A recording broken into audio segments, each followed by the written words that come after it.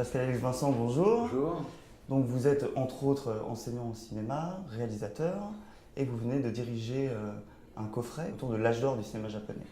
Est-ce que vous pouvez nous présenter un peu l'ouvrage d'abord et les films qui vont avec dans un second temps?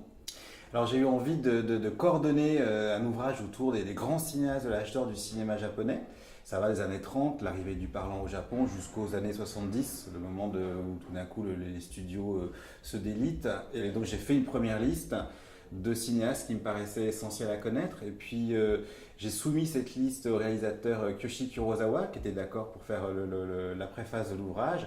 Et il a ajouté des noms, enlevé certains, etc. Et à partir de cette liste, j'ai réuni des rédacteurs à Paris et à Tokyo pour écrire sur chacun de ces cinéastes et constituer ainsi donc un ouvrage avec 101 cinéastes du grand âge d'or des studios japonais.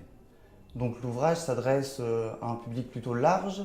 Il est conçu sur la question du plaisir, de ce cinéma. Je voulais surtout pas faire un ouvrage destiné aux spécialistes, j'ai horreur de ça. Je voulais plutôt faire un ouvrage de vulgarisation, osons le mot. Et j'ai demandé à chacun des rédacteurs d'écrire sur les cinéastes qu'ils traitaient en partant du principe que le futur lecteur n'en savait rien. Donc il fallait vraiment nous donner envie de découvrir les films de chaque réalisateur traité dans le dictionnaire. Donc c'est vraiment un ouvrage que j'ai voulu pour tous. Donc les rédacteurs, vous l'avez dit, sont issus de France et du Japon, sont également issus du milieu universitaire, du milieu du journalisme. Donc voilà, vous avez tenu à la fois à recouper des cinéastes très différents et aussi des rédacteurs très différents. Voilà, l'idée était de puiser plutôt dans la jeune garde, c'est-à-dire des amateurs en fait, amateurs qui signifie aimer, des gens qui aiment, et j'ai choisi des gens dont je savais qu'ils aimaient tel ou tel cinéaste. Voilà, l'idée n'était pas forcément de puiser dans un vivier de critiques déjà identifiés, mais plutôt de gens dont je savais qu'ils allaient parler des cinéastes avec passion. La passion était ce qui devait présider finalement à cet ouvrage. Donc, comme je l'ai dit au début, cet ouvrage est également accompagné de 6 films. Est-ce que vous pouvez nous expliquer un peu comment vous avez choisi ces 6 films? L'idée était d'accompagner dans un premier temps ce gros dictionnaire de 6 DVD et j'ai simplement avec l'éditeur Carlotta Film, on a choisi 6 cinéastes très très identifiés du public français: Akira Kurosawa, Kenji Mizoguchi, Ozu Kobayashi, Oshima et Naruse, c'est-à-dire vraiment la base quoi. Et donc il a fallu pour Carlotta Film négocier les droits de ces films et offrir les films dans les meilleures versions possibles.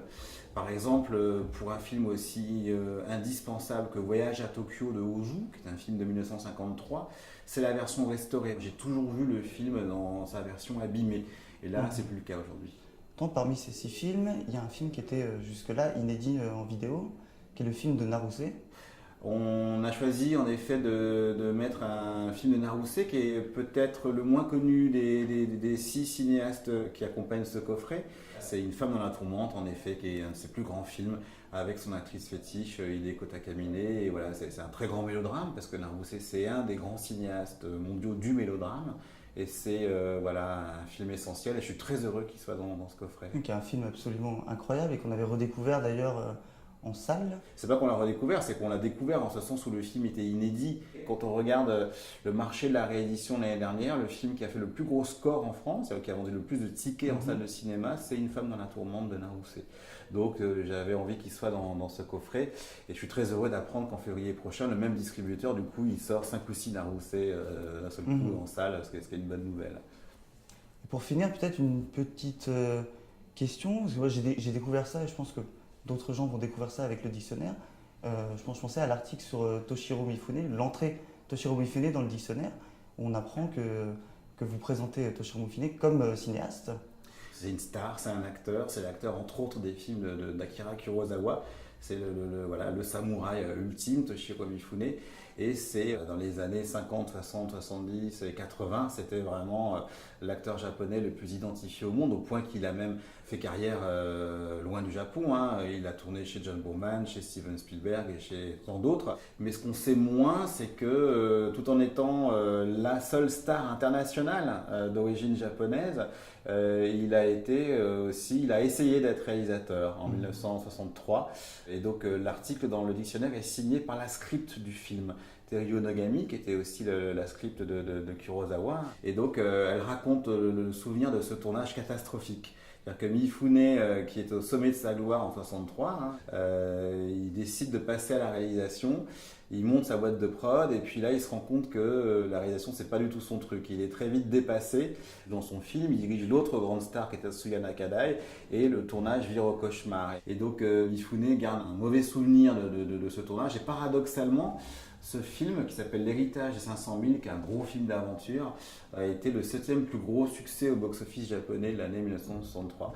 Mais malgré ça, Mifune n'a jamais voulu y retourner. Il a préféré partir pour Hollywood et faire des films là-bas en tant qu'acteur, donc plutôt que recommencer en tant que cinéaste, parce qu'il dit qu'il ne savait jamais répondre aux questions, parce que c'est tellement dur de réaliser un film qu'il préférait rester comédien. Donc, Bien, merci.